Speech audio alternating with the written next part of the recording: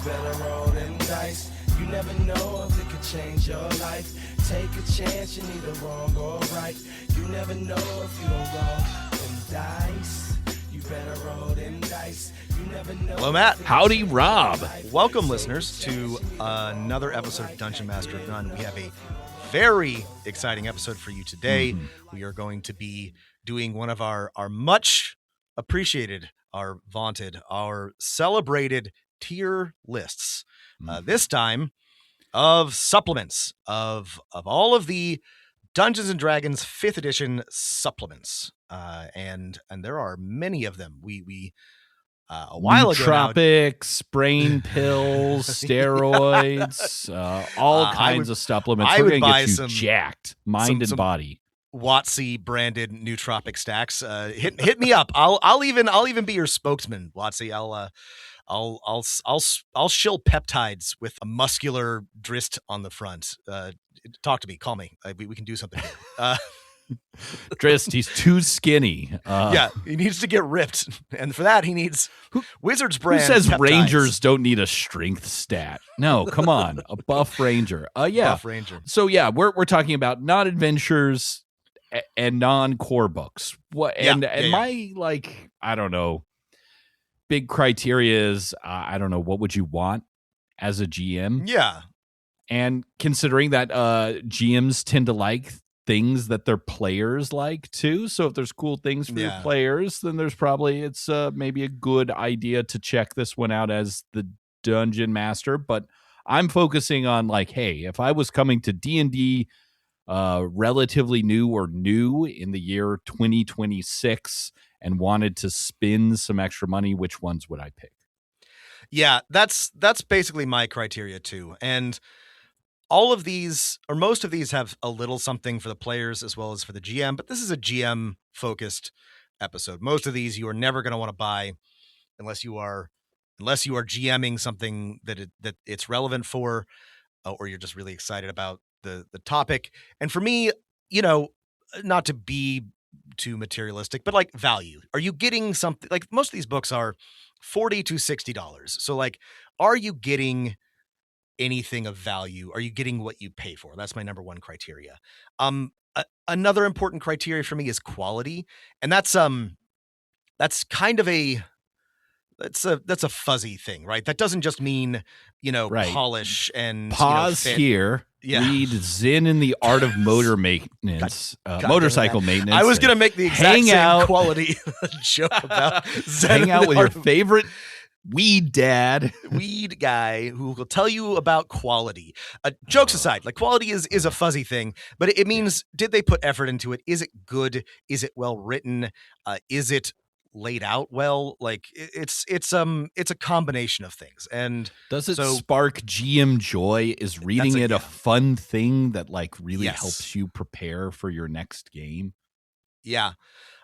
Another one that I like to consider is usefulness, especially with these supplements. Sometimes they have a lot of cool stuff in them, but I'm what could I possibly do with this? When would I ever use this stat block or this information? So I give points if it's something that I can see myself using or I can see GMs using. And there's also the question of entertainment, which is related to quality. Was this fun to read? Was it entertainingly written? Is it just is it a fun, interesting book, period? And these are the kind of things that I'm rating these books on. Great. And we're not talking about some of these books happen to contain short adventures or something like that. We may give them some bonus points based on how good those are, but we did a whole nother list of adventures. And if you're listening to this and you're you're not spending enough time on these, for most, I would say 90% of these, we spent a whole podcast episode on. So yeah. We are going to move through these pretty quickly because almost every single one of these we have done a full, sometimes two or three part. I think maybe three for one of these episodes. So please go listen to those because they're good and we spent a lot of time on them. So this is really just brief overview and where we're going to place it in the tier. Last but very not least is looking back from the year 2026. I feel like some of my ratings are going to change because some of these are for sure. Well, this was kind of good, but then another book came out that makes this one not as useful because a lot of what was in that is now in this. So buying that one is kind of a trap, and it none of this is really explained anywhere. So hopefully some people will find this useful. Yeah. Wizards does you no favors. D&D Beyond does you no favors. You really don't know necessarily what you need to buy if you're going to buy anything at all. Like it's not explained anywhere. So we will try. Okay. And then we have our arbitrary tier list. I have tiers S, A, F, B, C, D, and F. Do you want me to change any of those before we get started? No, those are our standard tiers. We'll see how it shakes out. Well, on to our first book. Should we go in order of release? Let's go in order of release. Let's keep it simple. Let's go date of release. The first one on the list is the Sword Coast Adventurer's Guide. This came out in the very early days of 5th edition D&D. It was a collaboration between WotC and some folks at Green Ronin. And man, it is a really interesting time capsule because there are no other supplement books that are laid out like it. It almost feels like reading a supplement book from a previous edition. Yeah, Sword Coast Adventurer's Guide really kind of bridges the gap between 3.5 and 4 and 5e a little bit, not maybe intentionally, but it is a relic, I think, of a previous era.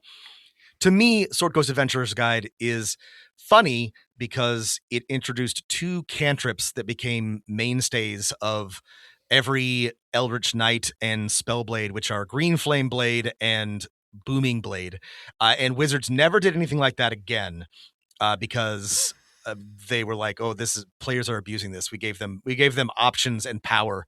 This is not what we're going to do with supplements. Neither of those are super important to me as a GM. If a player wants to use them, that's fine. I don't care. They're now 10 years old. It just, to me, it's funny. They're just out there. This, the beginning of this book is very much player focused. It's hey, you just picked up the 2014 Player's Guide. Here's some lore specific stuff for creating characters in the Forgotten Realms, but it also includes a fairly detailed guide to a lot of the factions and important places in the Sword Coast. And because some of the newer books have kind of glossed over this, I think there is some use here in that, it kind of assumes that you have this book, some of the other ones. However, if I had to buy one Forgotten Realms book, and that's the only reason you would want to buy this book, is you want to run a Forgotten Realms adventure. I should say that. If I wanted to buy one, it would not be this one. Same. And some of that information in either exact form or slightly varied shows up in other books, is reprinted or revisited. So there's not a lot that is specific or unique to the Sword Coast Adventurer's Guide. It's not bad, but it's to me just not that interesting and not that useful compared to some of the other books that we have. And especially at this point when we now have some better updated books, it definitely sort of sinks in usefulness to me. It's an interesting book. If you found it for free or for cheap, it's not not a terrible thing to have on your shelf, but I can't really recommend purchasing this in 2026. I would say if you're a complete noob to the Forgotten Realms and you want to read the descriptions of the different areas and factions, it's not the worst written thing I've ever read, but like we said, maybe there are better Forgotten Realm books, not only from this edition, but from previous ones as well. So for me, this is firmly in the C as in Charlie tier. This is a solid C for me as well. Okay, what's next on our list, Rob? After Sword Coast Adventurer's Guide is Volo's Guide to Monsters, released in November of 2016. And Volo's Guide to Monsters is exactly what it sounds like. It is a guide to monsters by none other than our intrepid adventurer, Volo. Yeah. Bard. He does some adventuring, but I think it's incorrect to describing him as an adventurer. Bard, chronicler, Volothamp Gadarn. Yeah. So this is, I think, the sort of kind of perfect idea of what you might want to pick up as the dungeon master if you just want a sort of monster manual 2+. It's just like, hey, this is essentially an appendix to your monster manual. And I think it's good as a monster manual in that the monsters still have plenty of like descriptions of like how you might use them in your campaign and ideas for building beyond them.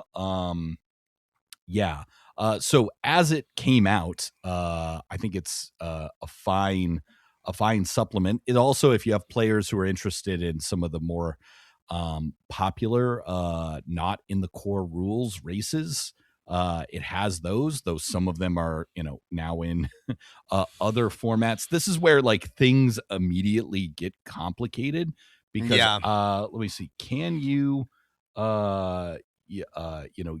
can you buy this on D&D Beyond? I'm not sure. It's I don't think you can. It's marked as legacy content. Right. I still own it on D&D Beyond. Yeah, so do I.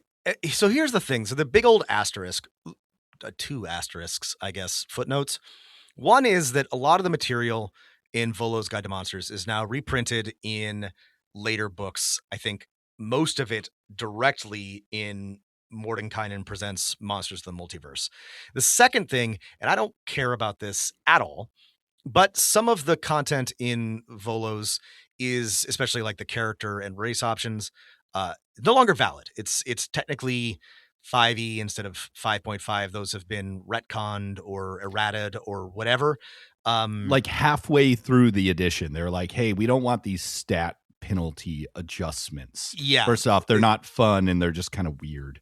Yeah. So they decided to do away with that, which is fine. But like that means that Volo's is less useful to you. And right. For me, that like knocks it. I would say this is like a solid like C+ B tier supplement. But for me, like, because you have trouble getting it and you can get it plus more in another book. If you were looking at its usefulness, like now it's less than before. So it's more like D tier to me. It's a D. I on its like own merits, I liked this one. It has Volo has, as a narrator, is entertaining to me. There's a bunch of sort of like back and forth with him and Elminster, which I thought was reasonably funny and well written. It's a very verbose, it's a very wordy book. It has just big honking blocks of text about everything, which most RPG creators have gotten away from in recent years, and it is a legacy of earlier D&D editions. On its own maybe a B, but like now I think it's a D tier. There's not really any reason to own this book aside from like collectors enthusiasm, I suppose, because almost all of the content is now reprinted somewhere else or has been errated. Or because you have to buy a used copy or you can't buy it on D&D Beyond, I would never like put this in A tier because it's got some gem that everyone needs to shell out it's not worth that. But when it came out, it was a perfectly great, like I love having a long description of the monsters. Yeah. Volo's voice is fun as a guide. We all loved him in Baldur's Gate 3, so but we did. At this moment in time, if you want the stat blocks, you'll just get a different book. And so this is in the D tier for me. Do you have any quibbles with D tier, or is that where I No, I mean, part of me is like, oh, should this be F? But it's not like useless. It's just and it has value. It's mostly just sort of like the changes to the edition that make it a problem. So I think D is a very fair place to put this. Yeah. Perfect. Moving on in time. Our next book is Xanathar's Guide to Everything. came out in 2017. So we moved a full year for each one of these books. Xanathar's Guide to Everything is one of the first supplements that we did a full episode or two on this very podcast. This is a very early episode. This is very much like Volo's, but with some innovations, and it is the sort of model for how these supplements will look going forward. There's right. Unlike Volo's, there's no monsters, but there's everything else. Everything else. And there's character options, there's race options, there's a little bit of flavor and magic items and all kinds of good stuff. And we liked this one. I liked this one. I like Xanathar's. It's one of my favorite of these supplements. I like it a lot. Xanathar is reasonably funny as far as a narrator goes. I would absolutely say that this is an A tier supplement when it came out.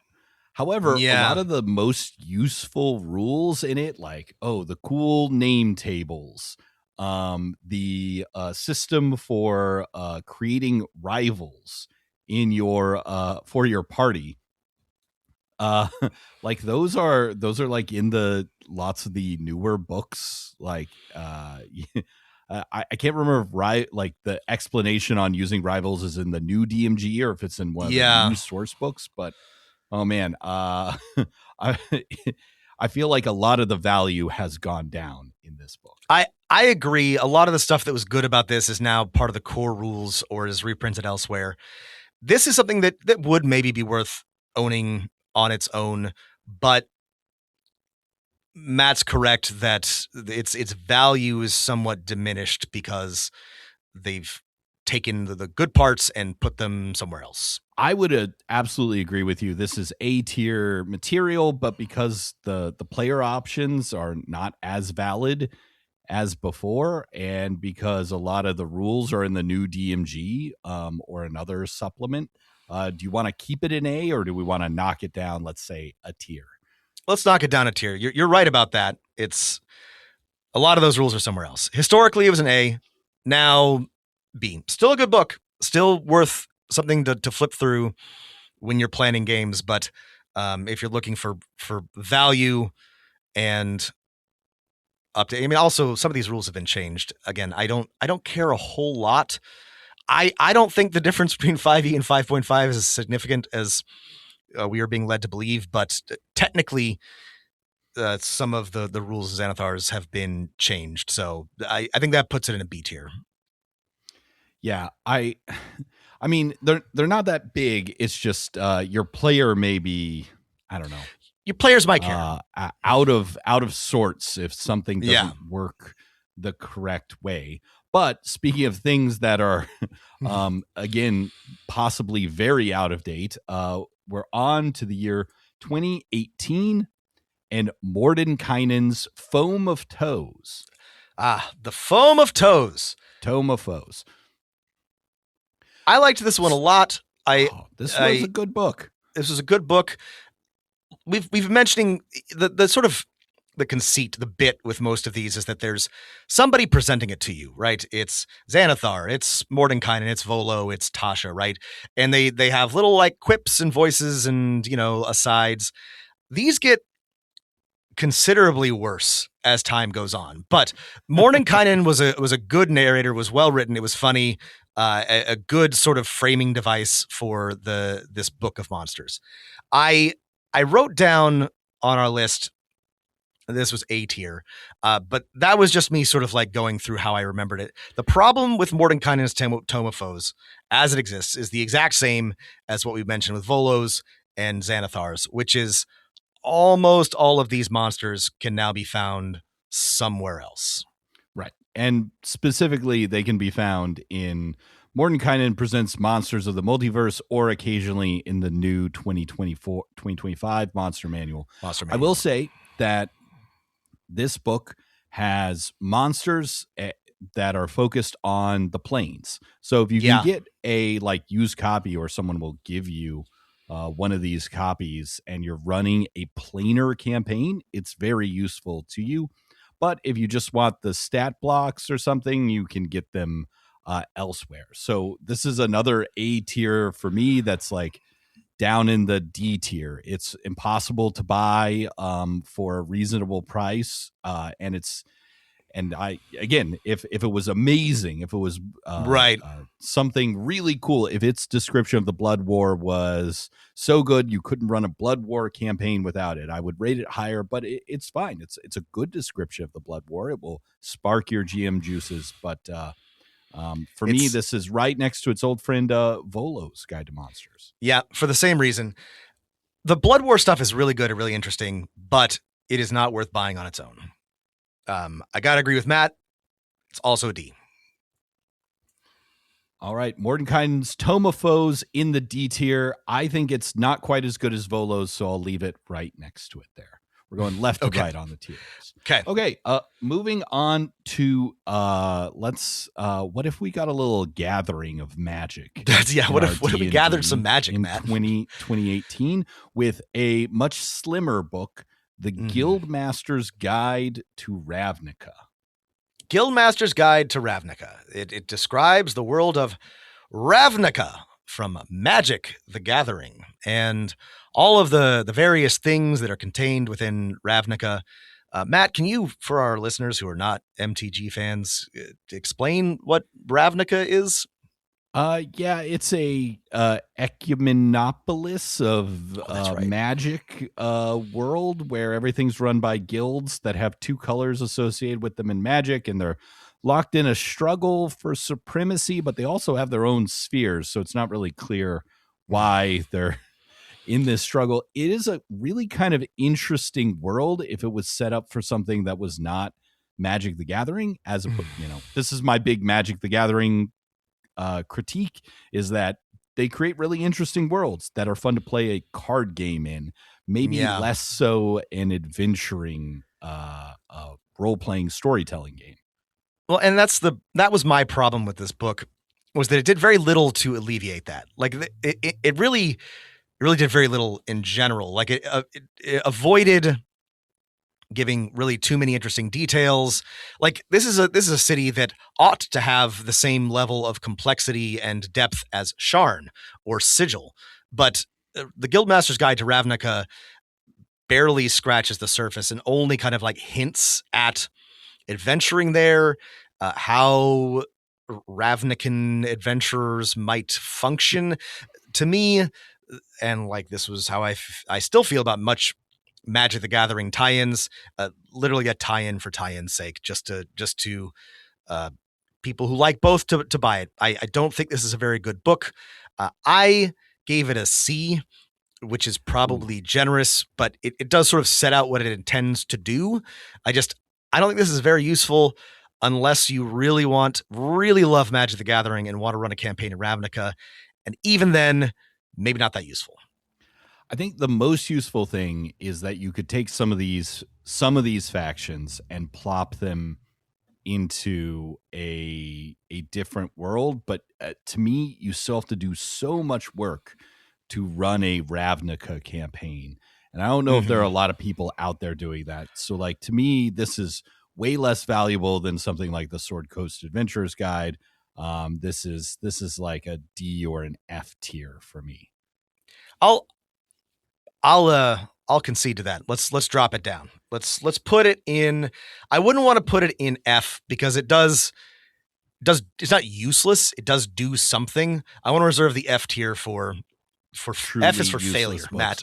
Okay. And this is simply very bad. And I'm going to put it on the far right. It's far worse, even in their depreciated state, than Mordenkainen's and Volo's. Okay, great. Speaking of depreciated states, I have one that's not on our list that I wanted to bring up really quickly, which came out, I think, the same year. Not on D&D Beyond originally. I think it was on the DM's Guild. You can still buy it there. The Wayfinder's Guide to Eberron. It's a very short introduction to Eberron. I remember this one. It's not bad, and it's not great. It is incredibly well written, but it's not very comprehensive. And the reason that I would say it's like D or F tier is almost all of the material in it was revised and expanded. It's just there, but more. in Eberron Rising from the Last War. So this is like a trap purchase. Like don't get this one. I remember this one and I overlooked it because it basically seems like they took everything in it and put it into Eberron Rising the Last War, which is a much better book. It is a cool book, but it's very short. It's basically like a teaser, which I didn't hate because at the time we didn't have any Eberron stuff. But there is no reason for you to purchase this Wayfinder's Guide to Eberron at this point, and it's all somewhere else. So this is a D for sure. If you're a DM looking for Eberron stuff for 5th edition, don't buy this one. Don't buy this. Okay. If you find it in a free pile, by all means take it. Yes. But otherwise don't worry about it. Speaking of things that maybe you wouldn't want to buy is moving on to 2019, we have Acquisitions Incorporated by WotC with their partners at Penny Arcade. I have nothing to say about this. I thought this book was dumb. Yeah. I didn't like it. I don't like Acquisitions Incorporated. I don't like Penny Arcade.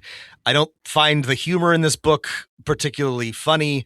I can't think of any reason why I would ever use this book. It's not, in my opinion, very good either on its own merits or just as a standalone property. I think it misunderstands how humor works at the table, which is that your players get to be funny. That's what's funny, not introducing weird jokes to them. You're not funny. Like, the laughter comes from your players almost all of the time. You have a chance to be funny in the moment, but when you put, a weird clown in front of them, that's not inherently funny. Acquisitions Incorporated introduces some rules for like having an Adventurers Guild franchise under this bespoke logo. It's all like you got to be too steeped in the lore of Acquisitions Incorporated. The idea of there being franchises of adventuring guilds is kind of interesting. I did like that. I thought that was funny, but not the way they did it. You don't need these rules. Yeah. All you need is someone saying, what if there were McDonald's for Adventuring Guild? Go. Do what you want with that. That's worth more than what's in this book.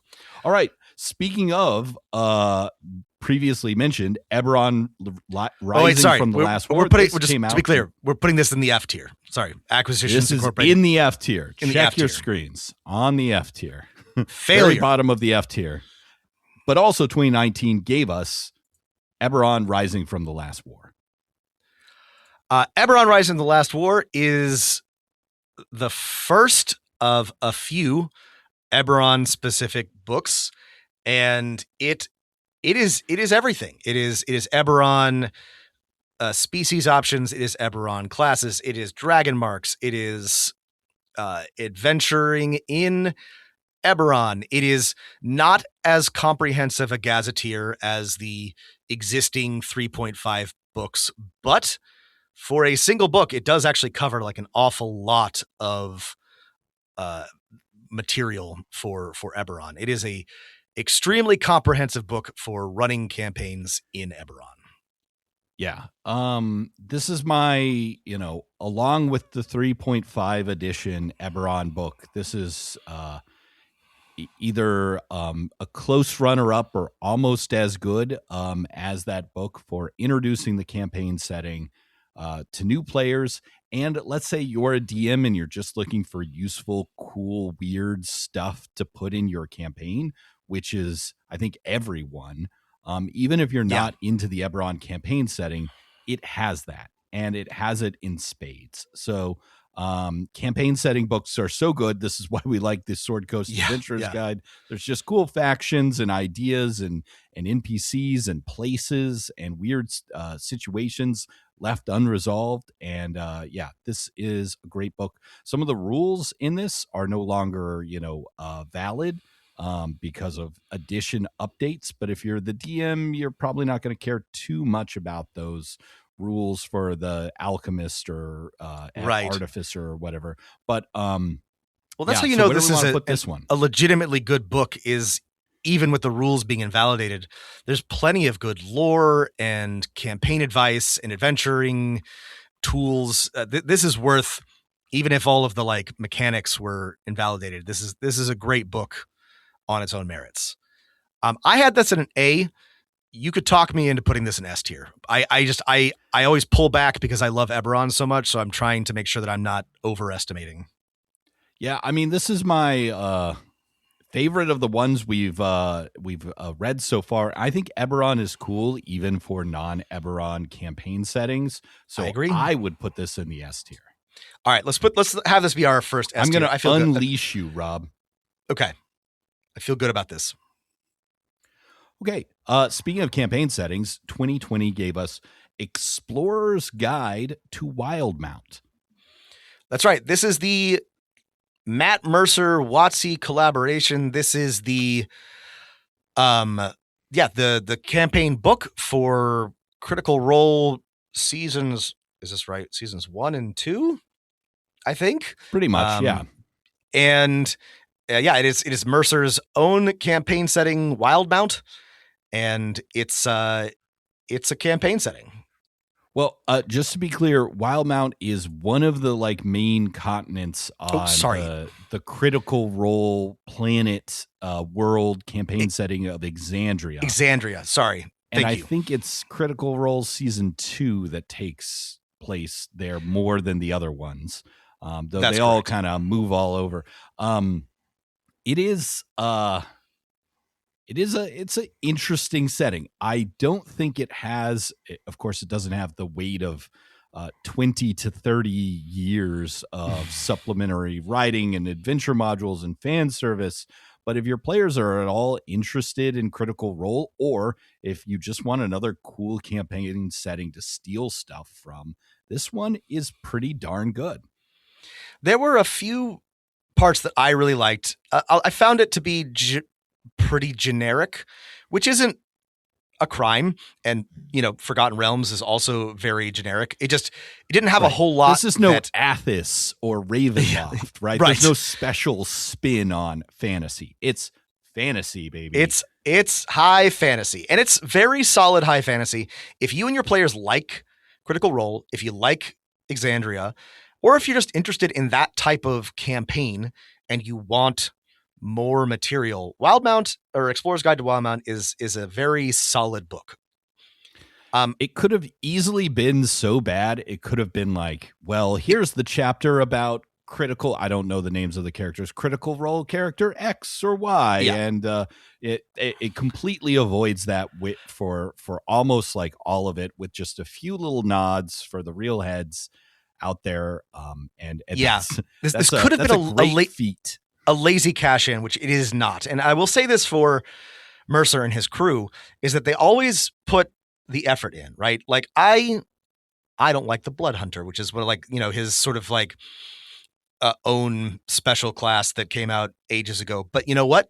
He put real effort into that. He tried. Even though I think the design is so, I got to say he's not just doing a cash grab. He's not phoning it in. He's putting the effort in. And Wildmount is a big, solid campaign book.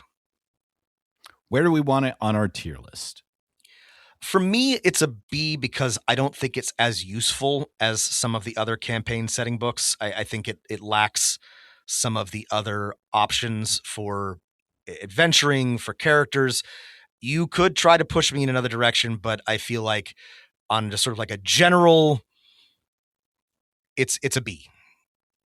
Yeah, I think I completely agree. I think it's at this point maybe slightly more useful than Xanathar's Guide to Everything, so I'll say B+. B+. But there's plenty of hooks and weird places you can steal for your own campaign, and if you want to run a campaign set in this on this continent, in this world, it's got everything you need. Yeah. Next up, okay, also from 2020, The Mystic Odysseys of Theros.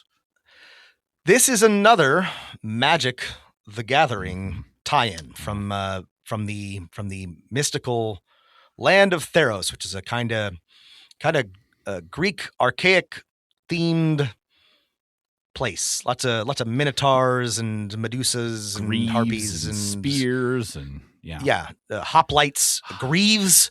Sandals, swords, and sandals, even peplums. It's got the same problem. Obviously, this campaign setting is not built for adventuring. It is built for a continual collectible card game. I really like the Greek inspiration. I think a lot of people want to play D&D or some other Greek-inspired role-playing game. But, maybe our real recommendation would be play Aegon. Right. Or one of the many other systems that has done heroic, archaic fantasy. Not many, but there are others who have done this, who have tried to do this, right, in better ways.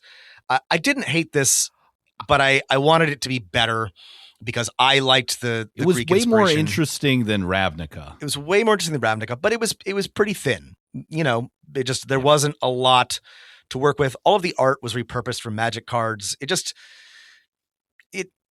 was frustrating because I was like, you could have done something really interesting here, and they decided just kind of like to not do that. If you did want to run a campaign with this sort of flavor, there is value here. It's not a useless book. Yeah. It's just, it could have been so much more.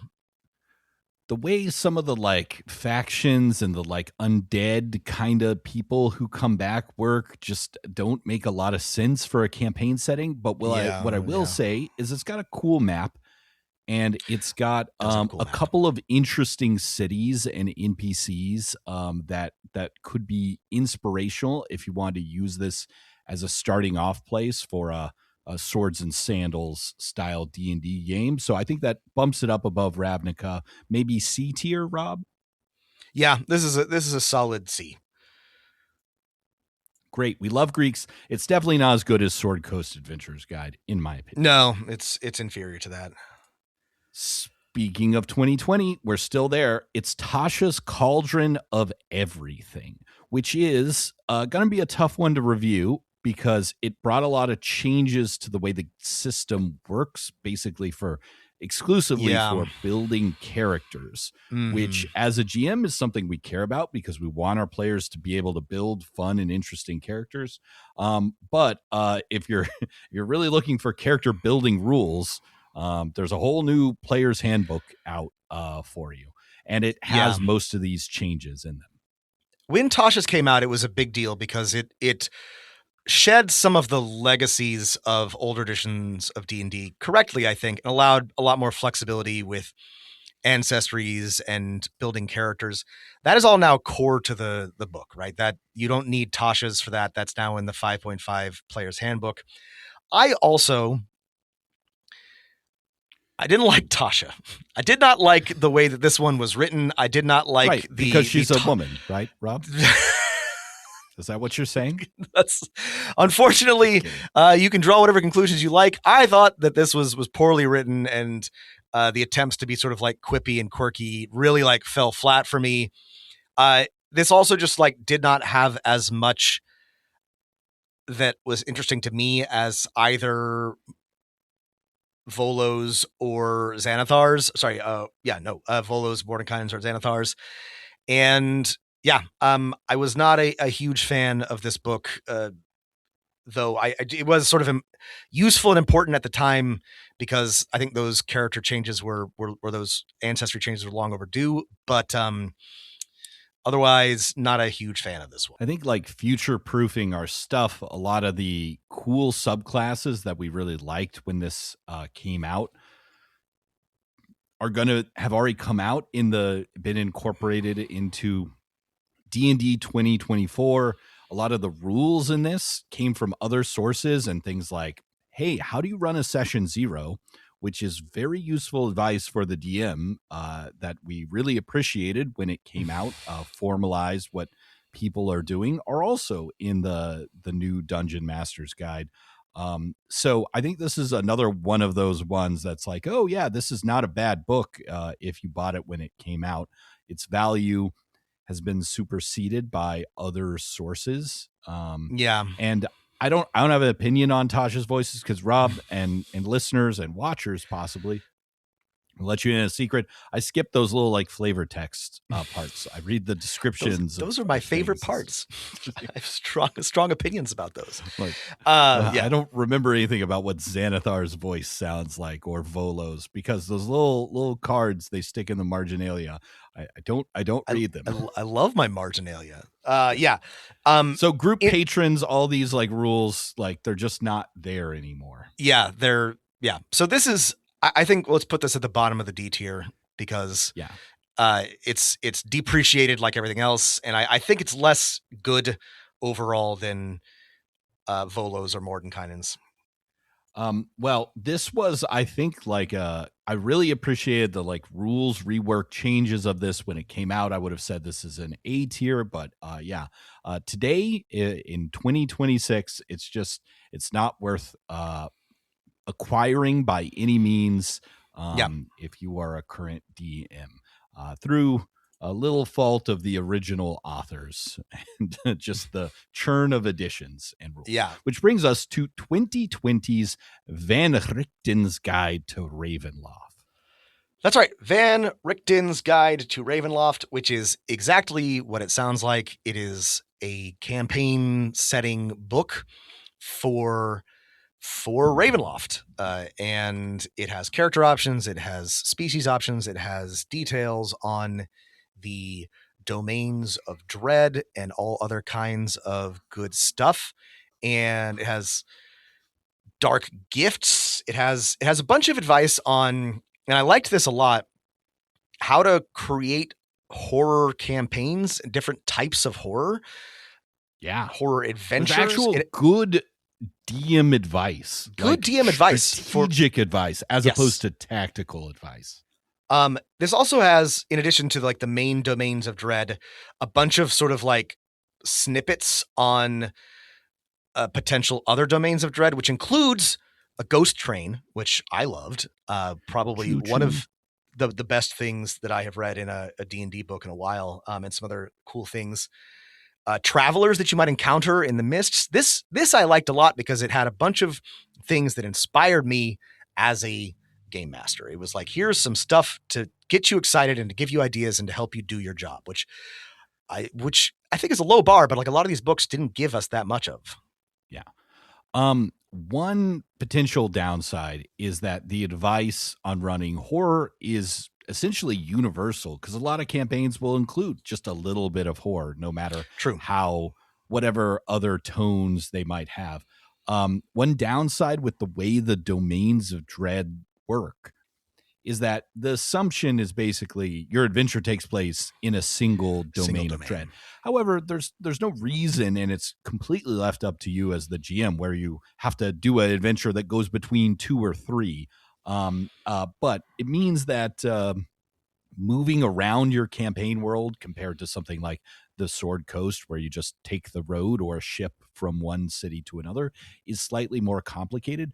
But we have really, really great gazetteers for most of these domains. I think it's a great campaign setting book. Same. This is great. My only caveat is Wizards this month is coming out with a new Ravenloft book. So is our advice already out of date? We won't know yet, but we'll know very soon. It's possible. I would say that even if that advice is reprinted, this book or superseded it, this book is still useful for running any kind of horror campaign, and especially any kind of Ravenloft campaign.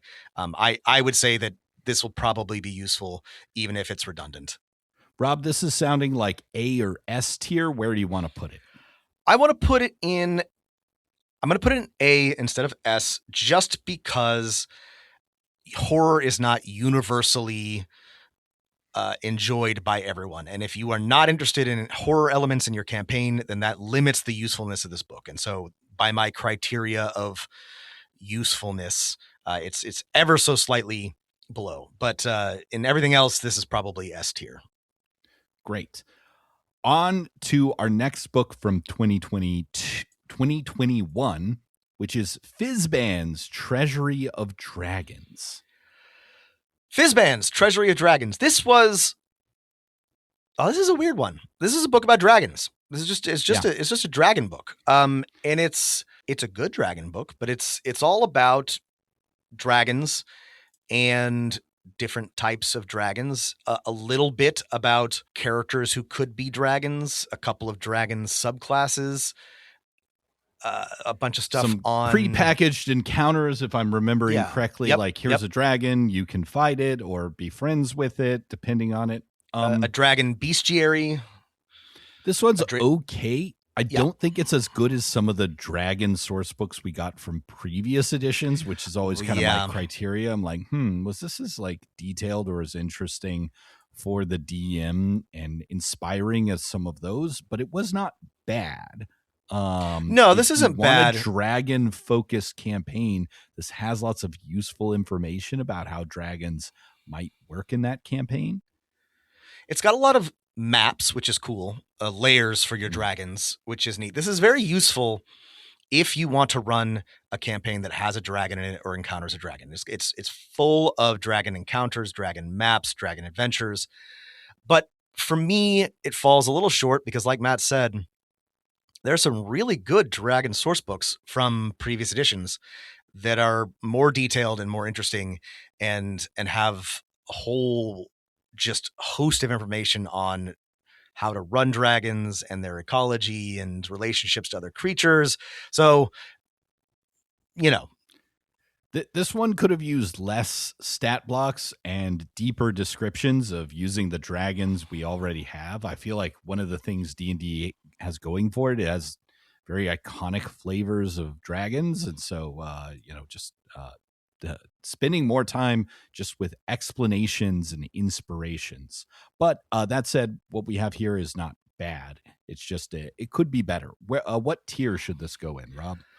I would put this in a C, just because I don't know how useful this is. I don't know that unless you were a huge dragon fan, that this would be worth picking up. It's way too specific, and I don't think it's good enough. Like if it were really good, it might like push me to include dragons in my campaign. But if I wasn't already running a dragon campaign, I can't see that this would do anything for me. So this is a C for me. Is it better than, let's say, Mystic Odysseys of Theros? It is a bit better than Mystic Odysseys, I think. All right in the middle of C tier, which brings us to our third and maybe hopefully final Magic the Gathering setting, Strixhaven, a curriculum of chaos. So Strixhaven, a curriculum of chaos. The conceit was, here's a magical school. Everyone liked that. Everyone loves magical schools. You idiots love magical schools, right? You want to do a Harry Potter in Wizards of the Coast D&D, right? I do. Well, here, slop it up, kids. Well, as you can tell by my tone, I thought this sucked, Matt. I thought that this did not deliver on its promise. I thought it was sloppy, lazy. There was an adventure in this, which we reviewed, which I thought was bad. There's nothing in here that helps you run a game in a magic school at all. And the magic school setting that is described is not very well detailed and is just not particularly interesting. This was, I think, I'm going to disagree with you. I think there is stuff here that to help you run a game in a magical school, but it's bad advice because it's probably the wrong system to run a kind of school campaign where we go from, all the group together to like our own individual stories. I would want a completely different role-playing game system. Correct. For this. Something like Masks, a new generation, where it's easy for players to be like, hey, here's 2 minutes about my life away from this group where I'm off in my classes. This book's like, here, let's roll a test or a check to see how you did on the test. And the adventure next to it really sucks. It's one of the worst adventures I've ever seen. It's really bad. That's clouding my judgment a little bit.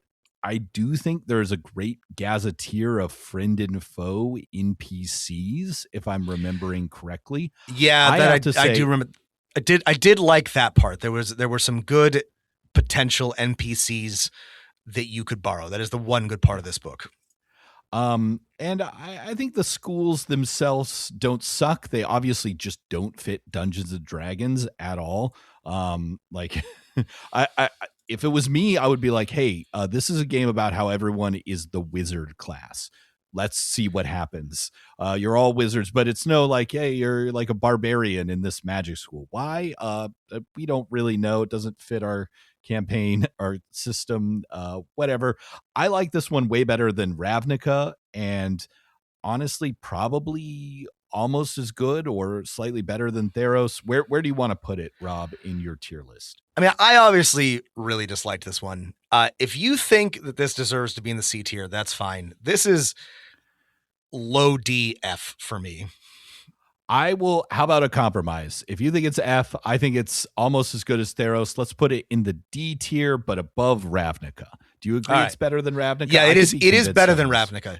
It at least has something that you can work with, I suppose. And you're right to remind me that there's the friends and foes part is actually pretty good of this. Yeah. It's just unfortunate that so much of this book is a bad adventure. Anyway. Okay. Speaking of bad things, 2023 gave us our first book with AI generated art from Wizards of the Coast. This was Big B presents Glory of the Giants. And essentially, if you're wondering what it is, it's Fizban's Treasury of Dragons, but for giants, which to me is like less interesting because dragons are kind of cool, maybe even a little sexy. I can't imagine someone thinking a giant. Okay, yeah. So there's different Death different by strokes. Snoosu clip. Yes. So Glory of Giants. It's again a detailed bestiary for giants. I thought this one was worse in its execution than Fizban's Treasury of Dragons. So that puts a real limit on where we can put it on the C tier. Again, if you're running a campaign focused on giants, then this would be useful. Yeah. The main problem with this one is that it's all about giants, which is not, to me, as interesting as dragons, which, as we literally just discussed, is already kind of limited in its usefulness. Matt doesn't care about this. I thought that Big B was a good narrator. I thought the writing was a little bit better in this one than in some of the previous ones. I had forgotten about the AI art, so that's a real ding on it. This is a very middling book for me, just because I can't imagine being that interested in giants. I think this is also the first one that we didn't do a full episode on. I think we were just I think it was so uninteresting. Yeah, we didn't talk about. I would say it's about the same as Fizban's Treasury of Dragons, just worse. Just worse. So, yeah, it's literally the same thing except about giants and not dragons. And Matt's right, dragons are sexier and more useful. So yeah, I think it's a C tier, but below Fizban's, probably at the end of the C tier. And then that brings us to, we're getting towards the end of 5th edition 0.0 in 2023, which was The Deck of Many Things, which is a book that you could also buy in a very expensive box set with a printing problem snafu deck of many things that you could use at your book. This is a great magic item that everyone loves and is, popular and for a reason. Does it deserve its own source book with a bunch of muddled advice on how to use it for both adventure planning, character development, and then structuring a bunch of loose encounters based on a single deck of many things cards? I don't know. This one was also one that was so boring we were going to do an episode on it, and then we just talked about tarot instead with our friend Nat. That's right. I don't even really know how to rate this one, Matt, because it feels like the whole point of it was to sell an expensive WotC. And I like the Deck of Many Things, the item. It's fun. It is sort of like the kind of thing you give your players when you're ready for the campaign to end. Like it's not something that you give like mid campaign, or you just like want to really mix it up. Like, hey, let's get wacky with it. But I just don't see how. Yeah, I don't know. How do we want to rate this? I don't think it's very useful. I don't think it's very interesting. I also don't really know what it's trying to do. So yeah.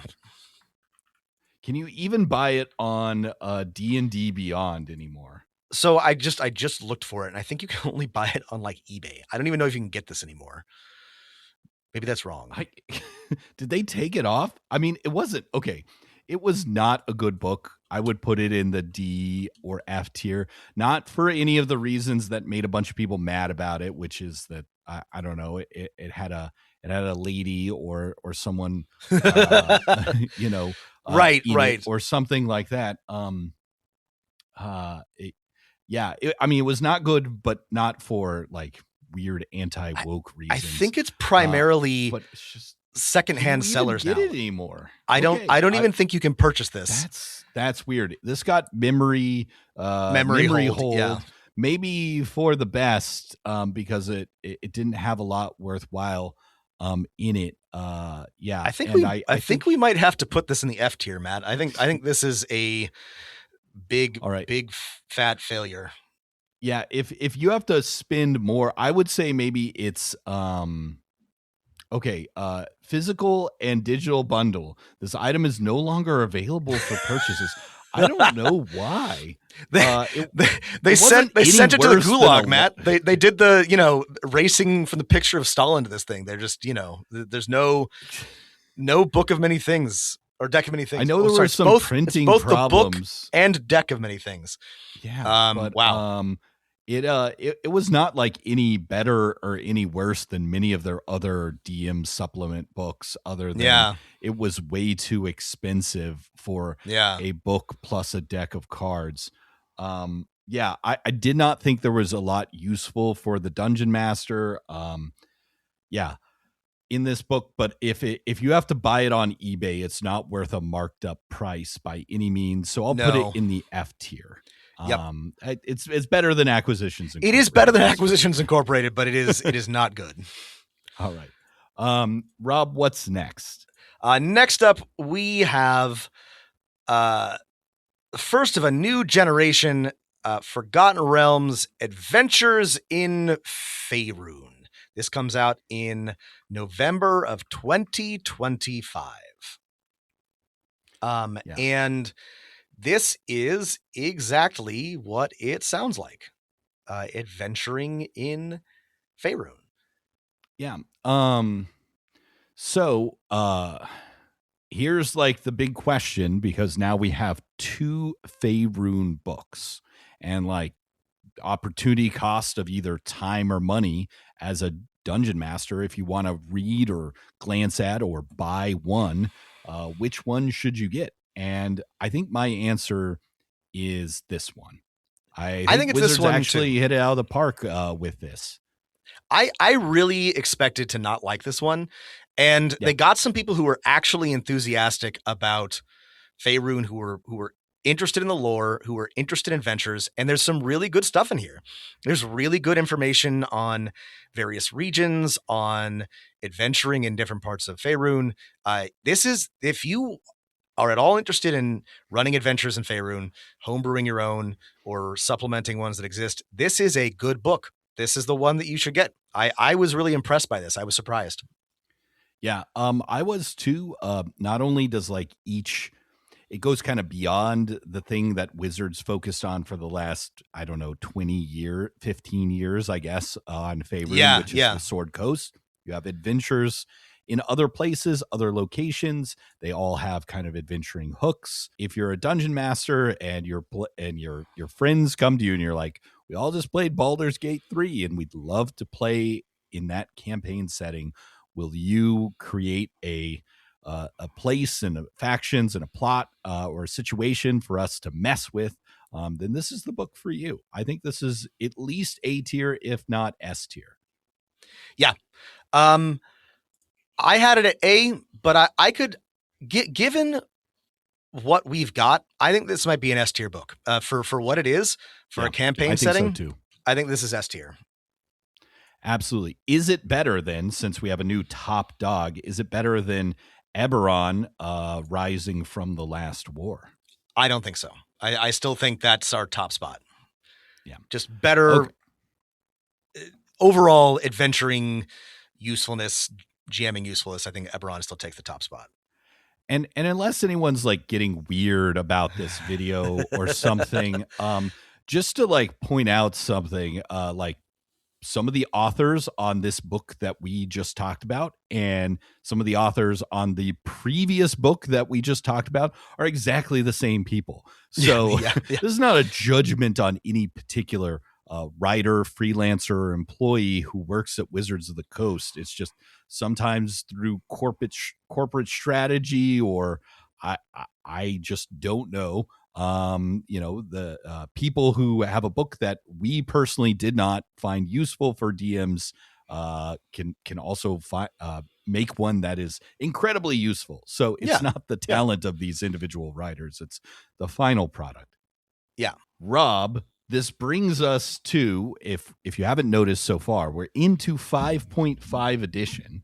That's right. And the companion to Adventures in the Forgotten Realms, Heroes of Faerun.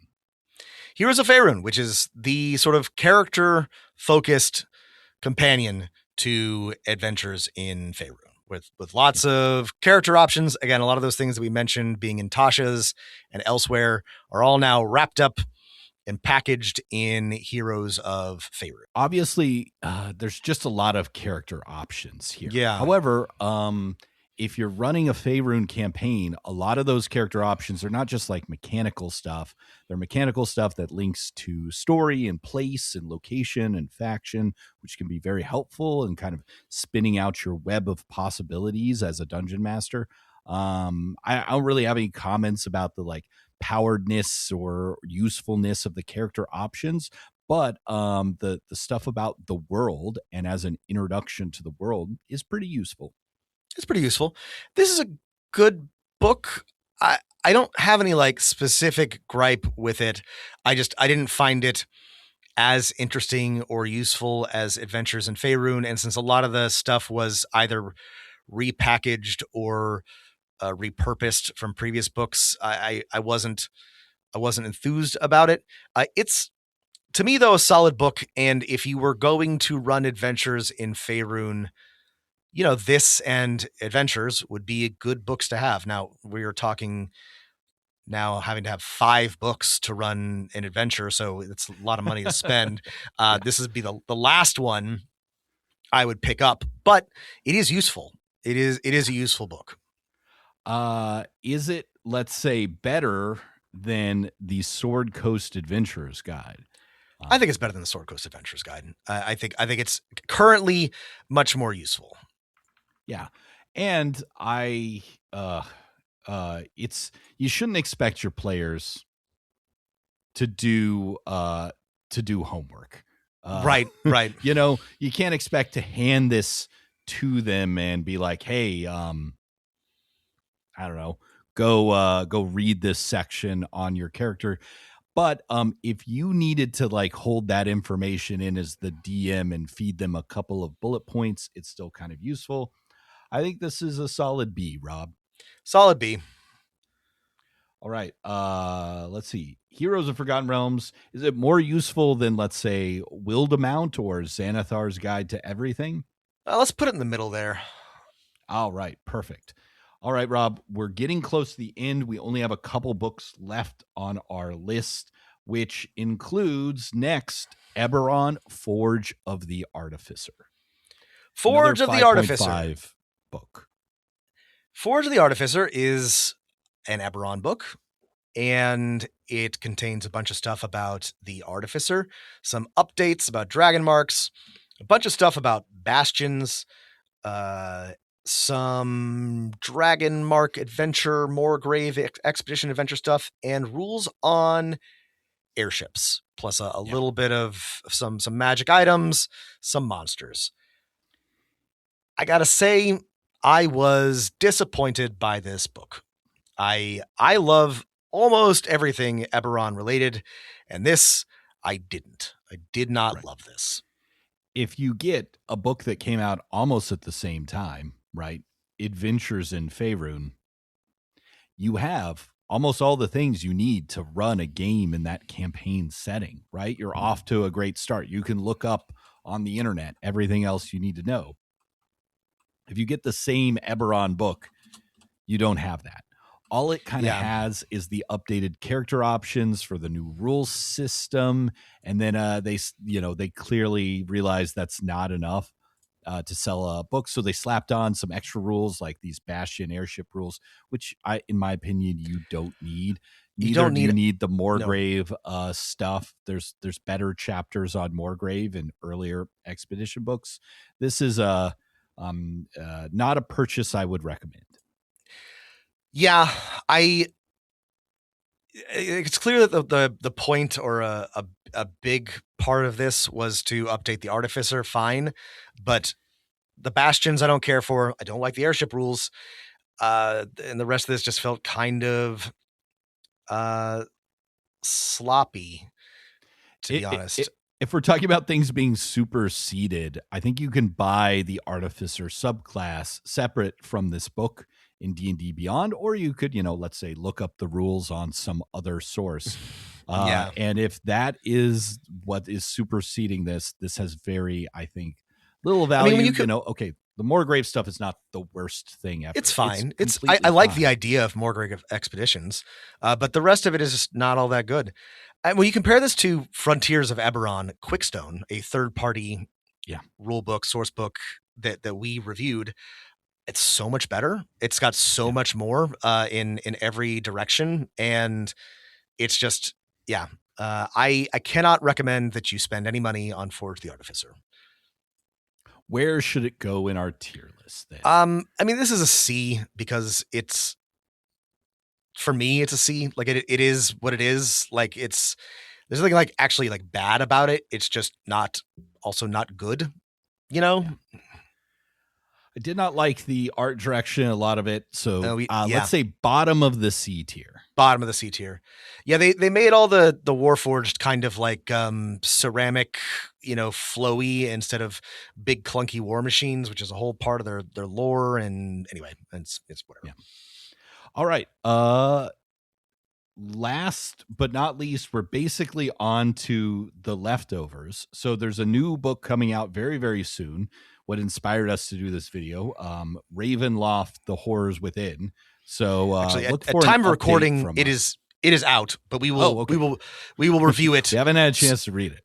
We will review it soon. There's another thing that we want to do with it, and we started doing this tier list before it came out. So, we have a couple of leftovers that weren't in the release schedule that I think we skipped over in our list, and I'll just run through those, and we can decide where to put them. Which is, of course, Mordenkainen presents Monsters of the Multiverse, Planescape, the setting part of the box set, and the same for Spelljammer, the setting box. Part for the box set. Where do we want to put these three leftovers, Rob? Well, so the thing about Monsters of the Multiverse, and it came out in 2022, and this one's very hard to review because it's mostly just slamming all the supplementary monsters together into one book. So in that way, it's useful. In every other way, it's literally just repackaging what was already in Volo's and Mordenkainen's Tome of Foes and elsewhere. So I just kind of want to call this a C because it is a useful book. It has all the monsters in it, but it just doesn't do anything new or interesting, If I was a smart podcaster, Rob, I would have compared the table of contents of Mordenkainen's presents Monsters of the Multiverse with the current, DMG, and be like, hey, the current monster manual. And if you get that one, do you need the stats for this one? And but this is another one where more than the topic deserves, to be honest. Yeah.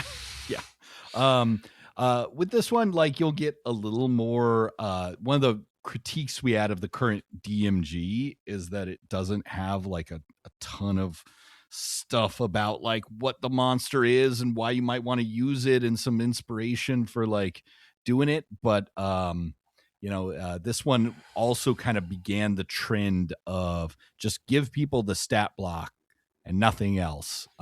So it is very thin on explanations of the monsters. However, there's stuff in here that is not in the current DMG, and you would get stat blocks of Volos and Mordenkainen's Tome of Foes, so I feel like it's got to be above those two in our usefulness. Yeah, this is a C tier at least. Okay. Probably like right in the middle of our. I would say more useful than either the dragons or the giants specific. Let's put this behind Sword Coast Adventurer's Guide. Perfect, because it is Second more useful place than on our C tier than Fizzbands and Big B's. I also you tell me. I don't know how to rate. Well, I do sort of know how to rate the Planescape and Spelljammer, because these are like 1/3 of the big honkin' box sets, and they're not really a full thing. They're not nothing. They're, These are hampered by, they came in box sets with a hardcover adventure and a like DM screen. And if they were just pure like campaign settings, they would be a whole heck of a lot useful, but they're very, very short. Yeah. Short. We appreciate brevity. Hey, can I read 100 pages and be ready to run something in this campaign setting? Yeah, that would be great. The problem is for both of these, at least for Planescape, there is a better source book from an earlier edition that's better written, more flavorful, more interesting, in our opinion. Now, neither of them are bad. I mean, they're both they're fine, kind of good. They're really dragged down by the fact that both of the companion adventurers suck. They're not good adventures. But the campaign setting material is not bad at all. To me, they both kind of like lean in the B-ish, lower B-ish, upper C tier in terms of usefulness. Obviously, if you want to run a Planescape or a Spelljammer campaign, they're both incredibly useful. Spelljammer, the second edition stuff is so wonky and messy that this might be your best Spelljammer, book. We did like both. No, we liked Spelljammer. I don't think that we liked the Planescape book quite as much, but the Spelljammer is to me at least a B. Okay. If we can, I would say the Spelljammer one is almost as good as Heroes of Faerun. And it's got some wacky NPCs and I liked that one. Factions. I liked that one. It's just hard to rate because of the weirdness of the box set. Yeah. I think the Planescape one is bottom of the B tier. It's not terrible. Again, I like the second edition book better. Me too. Just because of the tone and style of it.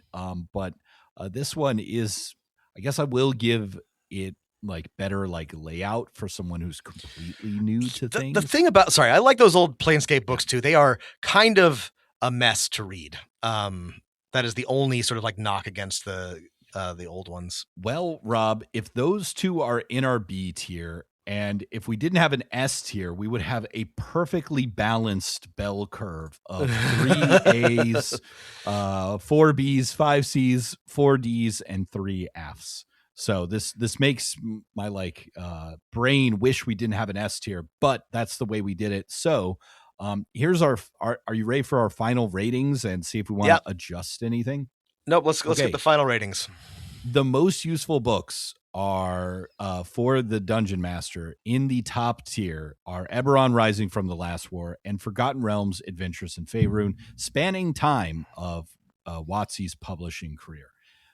That's Close true. Third is Van Richten's Guide to Ravenloft, followed by a B tier of Explorer's Guide to Wildmount, Forgotten Realms, Heroes of Faerun, Spelljammer, Xanathar's Guide to Everything, Planescape. In the C tier, we have the Sword Coast Adventurer's Guide, Mordenkainen's Monsters of the Multiverse, Fizzman's Treasury of Dragons, Big B's Glory of the Giants, Mythic Odysseys of Theros, and Eberron, Forge of the Artificer. Finally, in D tier, followed by F tier, we have Volo's Guide of Monsters, to Monsters, Mordenkainen's Tome of Foes, Strixhaven, A Curriculum of Chaos, Guildmaster's Guide to Ravnica, Tasha's Cauldron of Everything. Last, the F tier, The Book of Many Things, Wayfinder's Guide to Eberron, Acquisitions Incorporated. I think it's a good list. I agree with all of correct order. That's correct. If you disagree, be sure to tell us in the comments. YouTube loves that when you argue with us in the comments. So I don't want to argue. I think instead of that, please. So there's a lot of Wizards has produced a lot of supplements for D&D. And obviously this all goes for the usefulness is what's going to be useful at your table. If you want to run something with a lot of variety of monsters, the monster books are most useful. If you need help building factions, well, then get yourself Adventures in Faerun or one of the other, or Explorer's Guide to Wildmount that have interesting factions for you to steal and build. There's also, however, WotC isn't the only people making this stuff. Right. And if there are third-party or other supplements you want us to review, let us know. We do as much as we can. Yeah, I would say that instead of arguing with me in the comments, which you can do, this list is not sacrosanct. Our opinions are just opinions. But I'd love to hear. What I actually want to hear is suggestions for other D&D focused or third party agnostic supplements that give monsters, locations, gazetteers, factions, or advice for running a Dungeons and Dragons game or a Dungeons and Dragons like game. And I also want to acknowledge that there's a whole bunch of other supplements that are either digital only or otherwise not. They didn't rise to the level where we felt they were necessary to include, but that doesn't mean that they're not stuck to hardcover books. Yeah. So some of those we've talked about and some of them we may talk about in the future, but if you're wondering where your favorite, if you're wondering where Astarian's Book of Hungers is, it's not, we did talk about it, but it's not going to be on this tier list, for example. Yeah. Well, Rob, maybe we're going to have to do another one of these with third party, guides so we can talk about how much we loved, Flee Mortals or Exploring Eberron. Yeah, and we would like to. That is going to require us to narrow our criteria because there are a lot of them and many of them are quite good. But I would like to review some of these third-party ones because many of them are better than the ones that we talked about today.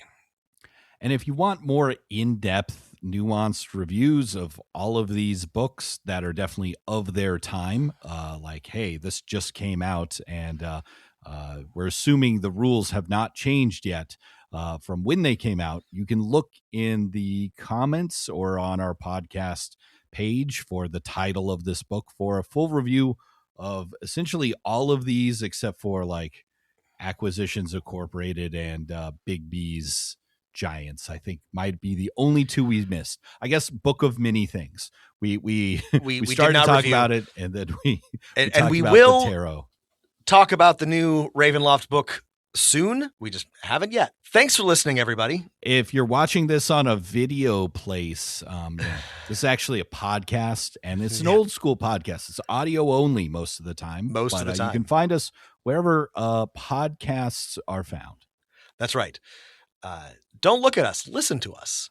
And stop looking. By all means, write us at dmofnone@gmail.com. Head over to the Discord, link in the show notes, or join our Patreon at patreon.com/dungeonmasterofnone. As always, thanks for listening and keep rolling them dice.